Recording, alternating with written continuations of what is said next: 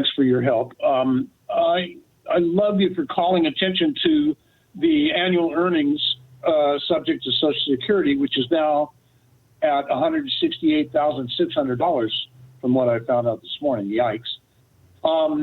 And you do it constantly, which I really appreciate. But could you also address what the U.S. owes to Social Security after borrowing from it for so long? It seems that I've looked it up. It seems that it's $2.7 trillion at this point. Could you?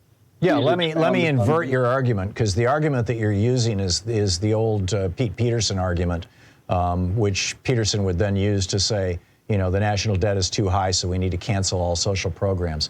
The fact of the matter is not that the government has been borrowing money from Social Security, but that Social Security has been investing their money in government bonds, which are the safest instrument out there that pays interest. There's nothing safer, and that is what you want. And these are special bonds, by the way. The bonds that are held by Social Security are a unique type of Treasury instrument that only Social Security can hold, that get paid out ahead of anything else if there were ever to be a run on Treasuries. So it's super safe. Well, it pays interest. It's a good thing. It's rather confusing, Tom, when you look at it. It seems, well, there's a lot of websites that look at it as debt. I know, and arguably it is. I mean, if Social Security has a $2 trillion surplus, and they put that money in a savings account with Chase Bank is now, quote, you know, borrowing money from Social Security. If they put it in treasuries, then the federal government is, quote, borrowing money from Social Security. But the fact of the matter is that our debt, this is one of the primary tenets of modern monetary theory, by the way, is that our debt is equally an opportunity for investment, and it's a necessary one. The only time that the United States paid down its debt was in the 1830s during the Andrew Jackson administration.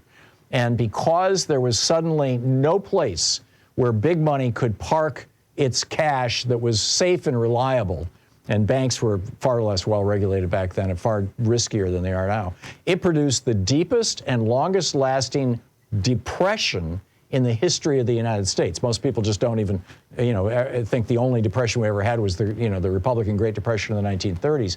This was in the 1830s. This was 100 years earlier.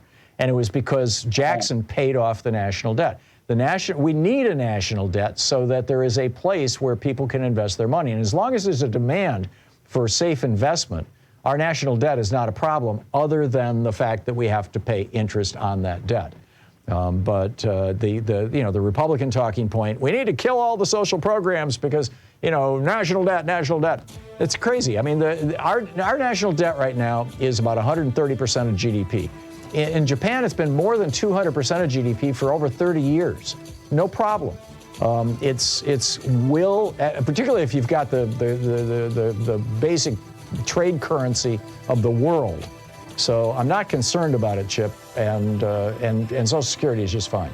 We'll be right back. Stay with us.